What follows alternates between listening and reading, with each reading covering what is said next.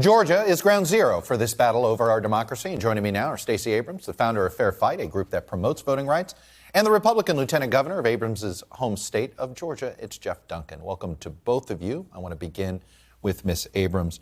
And I want to start with the issue of H.R. 1. The House has passed this bill.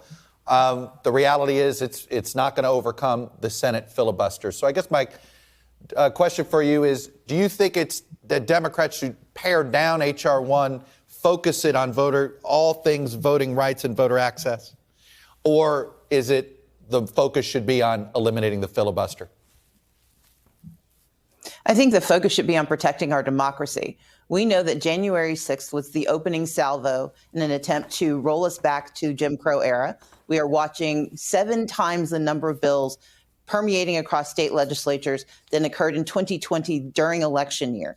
And we know that the U.S. Senate, much like the U.S. House, has the sole responsibility under the Elections Clause of the U.S. Constitution to regulate the time, place, and manner of elections. That is something that we have to accomplish. It would be best if it was done in concert with Republicans, as we have in times past when we had to confront our demons and do better by our people. And my deep hope is that we can get it done. But I would say that an exemption to the filibuster for the purposes of protecting our democracy is not only logical, it is fundamental to who we are. Have you personally talked with Joe Manchin or Kyrsten Sinema about this specific angle of suspending the filibuster? I have not, but I believe that these conversations are ongoing amongst the number of senators. Look, I understand wanting to protect the perquisites of an institution. I served as minority leader for 7 years, but I also understand that there were times where we had to look at the fundamentals of our processes and do what was right. And we know the Senate has done so to suspend the filibuster for the purposes of judicial appointments, for cabinet appointments, and for budget reconciliation. I would say protection of the fundamentals of our democracy, which we have seen bloodily debated through the January 6th insurrection, certainly counts. And when you look at the 253 bills moving through state legislatures, sadly 50 of them through Georgia itself, we know that now is the time for Congress to take up the role that it alone has, which is to regulate the time, place, and manner of elections. I want to get you to respond to something Jennifer Rubin wrote in the Washington Post, specifically about H.R. 1. And she writes, the legislation's only hope, and it is a slim one, rests with Democrats' willingness to pare down the measure to match the nature of the current assault on voting rights. If Democrats remove issues that will be used as a pretext for opposition, they can make this a clear up or down issue on voter suppression. Are you for or against Jim Crow laws?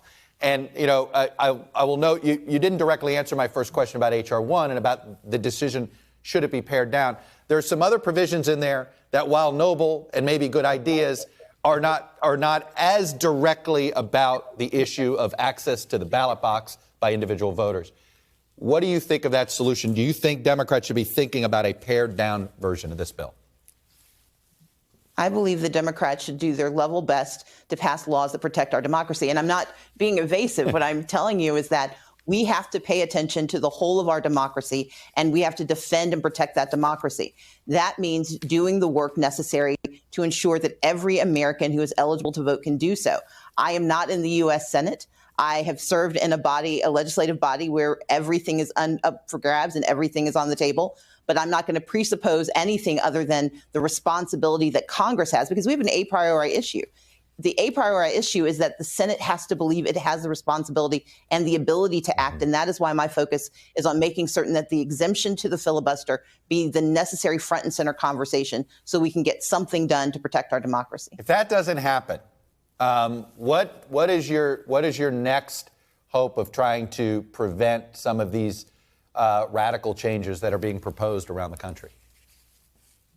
I'm not going to give up hope that something will happen, but I will tell you that Fair Fight was born of a time when we knew nothing would happen at the federal level, and we were able to mitigate voter suppression across 20 states, in part by raising awareness amongst voters. As Lieutenant Governor Duncan said himself, right now these bills are trying to solve a problem that they have yet to identify. This is not about protecting the right to vote. In the state of Georgia, the Secretary of State and the governor spent great amounts of time in their political reputations defending the integrity of our elections. And therefore, these bills are nothing more than a pretext for returning to Jim Crow and stopping voters they don't want to hear from. And my belief is that voters across this country, when they see that their right to vote is being thwarted, will do what they can to push back. But they shouldn't have to fight on their own. That's why we elected a Congress. That's why we have a Constitution. And that is why Congress should be held to account for defending our democracy. If the Georgia legislature and these proposals get through the legislature and it's signed into law by the governor, if these restrictions were put in place before 2020, would Democrats have carried Georgia in either the presidential or the 2 Senate races? I will tell you that we would have worked just as hard to eliminate those acts of voter suppression as we did to eliminate the ones that existed in 2018. We were able to mitigate that harm in 2020, and we will continue to fight. The reality is voters, when they see that people are attacking their right to vote, we respond, and we respond with a fury that is born of urgency. We would not have the American Rescue Plan that is going to lift 171,000 children in Georgia out of poverty, will serve millions of Americans and lift them out of poverty. That's something that would not happen but for the right to vote. And so I refuse to countenance anything other than the deepest commitment to defending our democracy through fairfight.com and the work that other organizations are doing. This has become a big national fight for you. But I am curious, are you still thinking about running for governor in Georgia in 2022? My focus is on making sure we have elections in 2022. And that means that we have to defend our democracy against all enemies, foreign and certainly the domestic enemies we see permeating and unfortunately populating our state legislatures, fighting hard to restrict access to the right to vote, trying to make certain that people of color and young people cannot participate fully in our democracy, which is the least patriotic thing I can imagine in this moment. And if we do have elections in 2022? Then I'll be doing my best to make sure they're fair and available. Will you be on the ballot? I'm focusing on our democracy, and I'll make other decisions after we've gotten that work done. Fair enough. Stacey Abrams, really appreciate you coming on, sharing your perspective with us. Thank you. Thank you. Hey, thanks for watching our YouTube channel. Follow today's top stories and breaking news by downloading the NBC News app.